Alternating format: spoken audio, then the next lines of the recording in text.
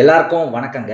இந்த வீடியோவில் நம்ம பார்க்க போகிற டாபிக் என்ன அப்படின்னா, ஜாமக்கோல் பிரசனத்தில் திருமண பொருத்தம். இப்போ திருமண பொருத்தம் பார்க்குறதுக்கு நம்ம 2 ஜாதகம் வேணும். அதை நம்ம பொருத்தி பார்க்கணும்.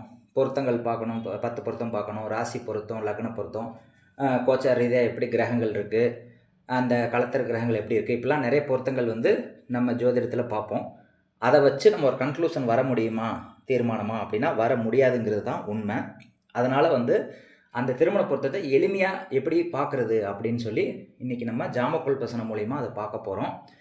இது யாருக்கு பார்க்கணும் அப்படின்னா, வரன்கள் வந்திருக்குது, இந்த வரன் என்னுடைய பையனுக்கு பொருந்துமா அப்படின்னு கேள்வி கேட்டால் மட்டும்தான் இந்த விதிகள் பொருந்தும். இப்போ பொதுவாக திருமணமே நடக்க மாட்டேங்குது, எப்போ திருமணம் நடக்கும் அப்படின்னு கேள்வி கேட்டால் அதுக்கு இந்த விதிகள் பொருந்தாது. அதுக்கு வேறு விதிகள் இருக்குது, அதை அடுத்த வீடியோவில் பார்ப்போம். இப்போ வரன் வந்திருக்குது, இதை பொண்ணுக்கோ பையனுக்கோ பொருத்தலாமா அப்படின்னு கேள்வி கேட்டால் மட்டும்தான், திருமண பொருத்தம் சார்ந்த கேள்விக்கு மட்டும்தான் இந்த விதிகளை நம்ம பார்க்கணும். அப்போ வரன்கள் 2 ஜாதகம் வந்திருக்குதுன்னு வச்சுக்கோங்களேன், இதை பொருத்தலாமா அப்படின்னு கேள்வி கேட்குறாங்க. ஃபஸ்ட்டு ஒரே ஒரு ஜாதகத்தை வச்சு கேட்டால் தீர்மானமாக பதில் சொல்ல முடியும். நிறைய ஜாதகங்கள் அதுக்கு எப்படி பதில் சொல்கிறதுங்கிறத இந்த வீடியோனுடைய கடைசியில் நான் சொல்கிறேன். இப்போ ஒரு பொண்ணு ஜாதகம் வந்திருக்கு, இதை என் பையனுக்கு பொருத்தலாமா அப்படின்னு கேட்குறாங்கன்னு வச்சுக்கோங்களேன். பொருந்துமா பொருந்தாதா, ஒரே கொஸ்டின். அப்போ நம்ம என்ன விதிகளை கவனிக்கணும் அப்படின்னா, இந்த ஜாமக்கோல் பிரசனத்தில் உதயம் அப்படிங்கிறது ஆணாக எடுத்துக்கணும், ஆருடம் அப்படிங்கிறது பெண்ணாக எடுத்துக்கணும். இது நீங்கள் தெளிவாக புரிஞ்சுக்கோங்க, ஓகேயா? இப்போ எப்படி பொருத்துறது அப்படின்னு பார்க்கும்போது பொருந்தாத விதிகளை நான் இங்கே கொடுத்துருக்கேன், அதை மட்டும் நீங்கள் கவனித்தா போதுமானது, ஓகேயா? அப்போ நீங்கள் ஃபஸ்ட்டு விதி என்ன அப்படின்னா, உதயத்தை நோக்கி சனியோ பாம்போ வருதான்னு பார்க்கணும்.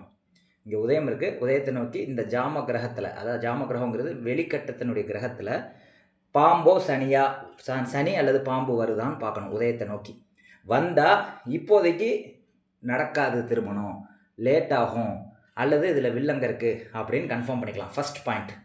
இங்கே பாம்போ சனியோ வரல, சூரியன் தான் உதயத்தை நோக்கி வருது. அப்போ நம்ம என்ன சொல்லணும்? First point okay. அப்போ நம்ம பொருத்தம் பார்க்க ஸ்டார்ட் பண்ணணும். ஃபஸ்ட்டு சனியோ பாம்போ உதயத்தை நோக்கி வரும்போது இது டிலே ஆகும் அல்லது வில்லங்கம் இருக்கும், இப்போ நடக்காது அப்படிங்கிற கன்க்ளூஷனுக்கு நம்ம வந்துடணும். இங்கே அனுமதி கொடுத்துருச்சு, சூரியன் தான் உதயத்தை நோக்கி வருது. அப்போ அடுத்த விஷயங்களை நம்ம பார்க்கணும். எப்படி பார்க்குறது? உதயம் அப்படிங்கிறது ஆணாகவும் ஆருடம் அப்படிங்கிறது பெண்ணாகவும் நீங்கள் பாவிக்கணும். இப்போ இங்கே உதயம் துலாமில் இருக்குது, இதை ஆணாக எடுத்துக்கோங்க. ஆருடம் அப்படிங்கிறது கடகத்தில் இருக்குது, இதை பெண்ணாக எடுத்துக்கோங்க, ஓகே?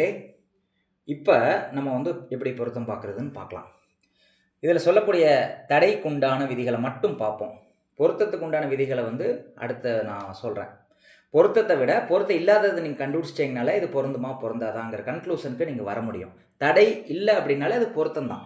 அப்போ தடை இருக்கக்கூடிய விதிகளை ஃபஸ்ட்டு பார்த்துடலாம். இப்போ உதயத்தை நோக்கி உதயத்தில் கவிப்பு இருக்கான்னு பார்க்கணும். இப்போ கவிப்பு உதயத்தில் இல்லை, அப்போ ஓகே. உதயாதிபதி கவிப்பில் இருக்கான்னு பார்க்கணும். இந்த உதய அதிபதி யார்? சுக்கிரன். துலாம் ராசி அதிபதி சுக்கிரன். அப்போ சுக்கிரன் ஆட்சியாக இருக்குது, அங்கே கவிப்பு இல்லை, ஓகே. Second point okay. உதயத்துக்கு 7ஆம் இடத்துல கவிப்பு இருக்கான்னு பார்க்கணும். உதயத்துக்கு 7ஆம் இடங்கிறது மேசம், அதில் கவிப்பு இல்லை. Third point okay. 4வது, உதய அதிபதி நீசமாக இருக்கா அப்படின்னு பார்க்குறோம். உதய அதிபதி நீசமாக இல்லை, ஆட்சியாக தான் இருக்குது. அப்போ இது ஓகே அப்படின்னு தான் நம்ம சொல்லணும். சொல்கிறது தெளிவாக புரிஞ்சுக்கோங்க.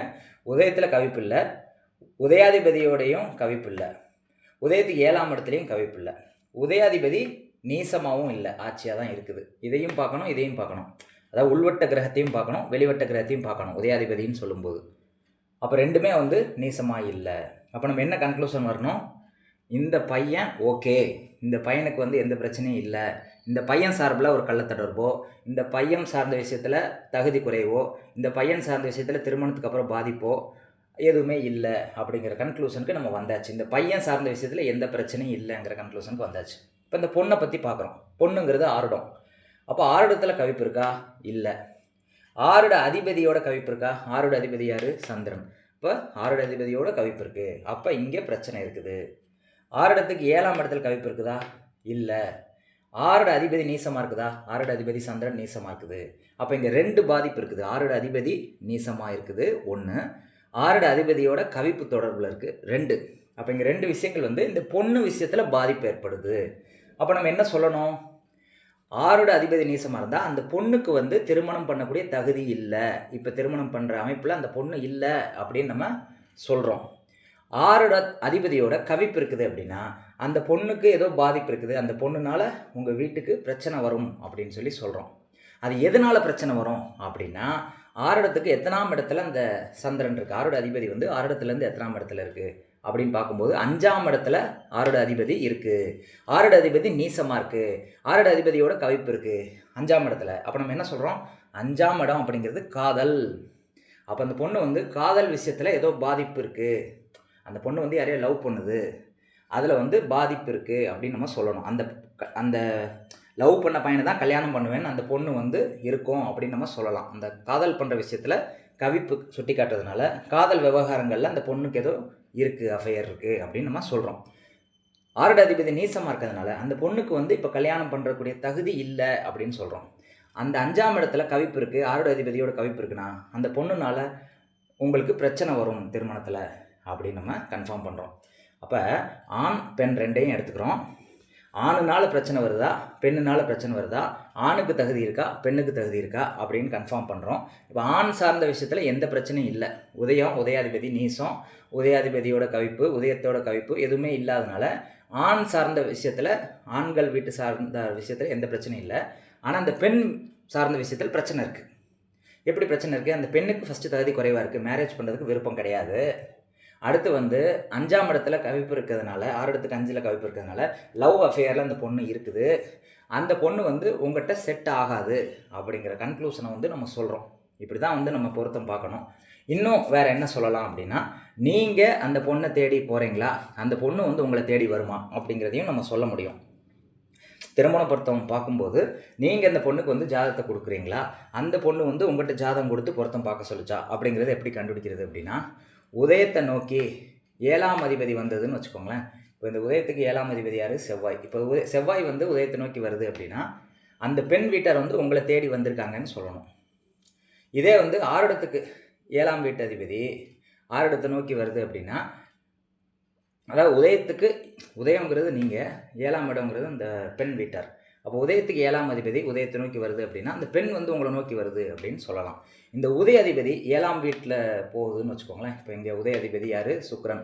இந்த சுக்கிரன் வந்து 7ஆம் இடத்துல இருக்குது, அதாவது வெளிவட்டத்தில் 7ஆம் இடத்துல இருக்குது அப்படின்னா நம்ம என்ன சொல்லணும்? நீங்கள் தான் அந்த பொண்ணை தேடி போயிருக்கீங்கன்னு சொல்லணும். அந்த பொண்ணு உங்களை தேடி வருதா, அதை 7ஆம் இடங்கிறது பெண், உதயங்கிறது ஆண் அப்படி வச்சுக்கோங்களேன். அப்போ அந்த பொண்ணு வந்து உங்களை தேடி வருதா, இல்லை நீங்கள் அந்த பொண்ணை தேடி போயிருக்கீங்களா அப்படின்னு சொல்லலாம். இப்போ இந்த 7ஆம் அதிபதி யார்? செவ்வாய் வந்து உதயத்தை நோக்கி வந்ததுன்னா அவங்க உங்களை தேடி வந்திருக்காங்கன்னு சொல்லணும். உதய அதிபதி யார்? சுக்கிரன். இது வந்து 7ஆம் இடத்துல இருக்கிறதுனால நீங்கள் தான் அந்த பொண்ணை தேடி பொருத்தம் பார்க்குறதுக்கு முயற்சி பண்ணியிருக்கீங்க அப்படின்னு இது சொல்லுது. அப்போ ஓவராலாக ஒரு தடவை சொல்கிறேன், யாரை தேடி போயிருக்காங்க அப்படிங்கிறதுக்கு, உதயாதிபதி 7ஆம் இடத்தை தேடி போனால் நீங்கள் அவங்கள தேடி போயிருக்கீங்க, 7ஆம் அதிபதி உதயத்தை நோக்கி வந்தால் அவங்க உங்களை தேடி வந்திருக்காங்க அப்படின்னு கன்ஃபார்ம் பண்ணிக்கலாம். First point. உதயத்தை நோக்கி சனியோ பாம்போ வந்தால் திருமணம் டிலே ஆகும் அல்லது வில்லங்க இருக்கும். Second point. இது எதுவுமே இல்லை அப்படின்னா உதயாதிபதி கவிப்பில் இருக்கான்னு பார்க்கணும். அதுக்கடுத்து உதயத்துக்கு 7ஆம் இடம், உதயாதிபதி நீசம், இதெல்லாம் வந்து ஏதோ ஒரு வகையில் கவிப்பில் தொடர்பு கொண்டிருக்கா, உதயாதிபதி நீசமாக இருக்கான்னு செக் பண்ணணும். எதுவுமே இல்லை அப்படின்னா ஆண் சார்ந்த விஷயத்தில் எந்த பிரச்சனையும் இல்லை. 6 அதிபதி 6 இடத்துலையோ 6 அதிபதியோட கவிப்பு இருக்கா அப்படின்னா 6 அதிபதியோட கவிப்பு இருக்குது. அப்போ அந்த பெண்ணால் உங்களுக்கு பிரச்சனை வரும் அப்படின்னு நம்ம சொல்லலாம். 6 அதிபதி நீசமாக இருக்குது அப்படின்னா அந்த பெண்ணுக்கு வந்து தகுதி குறைவு இருக்குது, திருமணம் பண்ணுற அந்த இது வந்து அவங்ககிட்ட இல்லை அப்படின்னு சொல்லலாம், ஏதோ ஒரு குறைபாடு இருக்குது அப்படின்னு சொல்லலாம் 6 அதிபதி நீசமாக இருக்கிறதுனால. கடைசியாக வந்து 6 இடத்துக்கு 7ஆம் இடத்துல ஏதாவது ஒரு பிரச்சனை இருக்கா அப்படின்னு செக் பண்ணிக்கலாம். 6 இடத்துக்கு 7ஆம் இடத்துல கவிப்பு இருக்குதுன்னு வச்சுக்கோங்களேன். நம்ம என்ன சொல்லணும்? அந்த பெண் வந்து திருமணத்துக்கு அப்புறம் பாதிப்பை கொடுக்கும், திருமணத்துக்கு அப்புறம் வந்து அந்த பொண்ணு பிரச்சனை பண்ணும் அப்படின்னு சொல்லலாம். உதயத்துக்கு 7ஆம் இடத்துல கவிப்பு இருந்ததுன்னா இந்த ஆண் வந்து திருமணம் முடிஞ்சதுக்கப்புறம் ஏதாவது ஒரு பிரச்சனை பண்ணுவான் அப்படின்னு சொல்லலாம். இப்போ உதயங்கிறது ஆண், 6ங்கிறது பெண். இது பாதிக்கப்பட்டால் யார் பாதிக்கப்படுறாங்களோ அவங்களால உங்களுக்கு பிரச்சனை அப்படின்னு கன்ஃபார்ம் பண்ணிக்கோங்க. இதுதான் வந்து திருமண பொருத்த விதிகள். இது தெளிவாக புரிஞ்சிருக்கும்னு நான் நம்புகிறேன். இப்போ திருமணம் எப்போ நடக்கும், திருமணம் பண்ணலாமா அப்படிங்கிற கேள்வி வந்தால் அதுக்கு வேறு விதமாக வந்து விதிகள் இருக்குது. அதை நம்ம வரும் வீடியோக்குள்ளே பார்ப்போம். திருமண பொருத்தம் பார்க்கும்போது இந்த விதிகளை வந்து நீங்கள் ஃபாலோ பண்ணுங்கள். இப்போ 3 ஜாதகம் வந்திருக்கு, வரன்கள் வந்து 3 வரன்கள் வந்திருக்கு. இந்த 3 வரன்களில் எந்த வரனை சூஸ் பண்ணுறது அப்படின்னு கேட்கும்போது இங்கே கொஞ்சம் தடுமாற்றம் ஏற்படும். ஒரு வரனுக்கு தீர்மானமான விஷயத்தை வந்து நீங்கள் சொல்ல முடியும் பிரசனம் மூலிமா. 3 வரன்கள் வந்திருக்கு அப்படின்னா நீங்கள் எப்படி தீர்மானமாக சொல்கிறது அப்படிங்கிறதுக்கு ஒரு உதாரணம் சொல்கிறேன். கவிப்பு எங்கே இருக்குது? விருச்சிகத்தில் இருக்குது. அப்போ விருச்சிகம் இதுக்கு 1, 5, 9 பார்க்கணும். விருச்சிகம், மீனம், கடகம் இதுதான் 1, 5, 9 ராசிகள். கவிப்பு இருக்கக்கூடிய ராசிக்கு 1, 5, 9 ராசிகளில் கவிப்பு இருக்கிற மாதிரி நீங்கள் எடுத்துக்கோங்க. அந்த ராசிகள் வந்து யாருடைய ராசியாக வருதோ அல்லது யாருடைய லக்னமாக வருதோ, வரனுடைய லக்னம் வந்து விருச்சிகமோ மீனமோ கடகமோ வந்தால் அதை பொருத்தாதீங்க. 3 வரன்கள் வந்திருக்கு அப்படின்னா எதை நம்ம வந்து தேர்ந்தெடுக்கிறது அப்படின்னா, இந்த கவிப்பு இருக்கக்கூடிய ராசிக்கு 1, 5, 9 ராசி, அதாவது விருச்சிகம், மீனம், கடகம். இந்த விருச்சிகம், மீனம், கடக ராசி வந்து எந்த வரனுக்கு வந்து விருச்சிகம், மீன, கடக ராசி இருக்கோ அவங்கள பொருத்தாதீங்க. யாருக்கு வந்து விருச்சிக லக்னம், மீன லக்னம், கடக லக்னம் வருதோ அந்த விஷயத்தை வந்து ரிஜெக்ட் பண்ணிடுங்கன்னு சொல்கிறோம். அந்த வரனை வந்து ரிஜெக்ட் பண்ணிடுங்கன்னு சொல்கிறோம். மீதி இருக்கக்கூடிய வரன்களை வந்து பொருத்தம் பாருங்கள். ஒரு வரனை தீர்மானமாக நீங்கள் கேட்டிங்கன்னா இதுக்கு தீர்மானமான பதில் கிடைக்கும் அப்படிங்கிறது தான் இதில் சொல்ல வரக்கூடிய விஷயம். இதுக்கு நிறைய விதிகள் கிடையாது. கவிப்போடு இது தொடர்பு கொண்டிருக்கா அப்படின்னு செக் பண்ணிவிட்டு, உதயாதிபதியோ ஆரடாதிபதியோ நீசமாக இருக்கான்னு செக் பண்ணிவிட்டு நீங்கள் பலன் சொல்ல போகிறீங்க. எப்போ நடக்கும் அப்படின்னா, சனி பாம்பு வந்தால் இப்போதைக்கு நடக்காது, வில்லங்க இருக்குதுன்னு சொல்கிறோம். இவ்வளோதாங்க திருமண பொருத்த விதிகள். இதை வந்து நீங்கள் பாரம்பரிய ஜோதிட மூலிமா பார்த்தீங்கன்னா உங்களுக்கு ஒரு கன்க்ளூஷன் வர முடியாது. அதனால் ஜாமக்கோல் மூலிமா ஈஸியாக வந்து இந்த விதிகளை பொருத்தம் பார்த்து 2 நிமிஷத்தில் பலன் சொல்லிடலாம். இதை விட எளிமையான முறை எங்கேயும் கிடையாது திருமண பொருத்தத்துக்கு. இனிமேல் திருமண பொருத்தம் பார்த்தா ஜாமக்கோல் பிரசனத்தில் பாருங்கள். ஜாதகமே தேவையில்லை அப்படிங்கிறது தான் இதில் உள்ள ஒரு நல்ல செய்தி. இந்த பதிவு உங்களுக்கு பயனுள்ளதாக இருக்கும்னு நான் நம்புகிறேன். எப்படி இருக்குன்னு சொல்லி கமெண்ட் செக்ஷனில் பதிவு பண்ணுங்கள். நன்றி, வணக்கம்.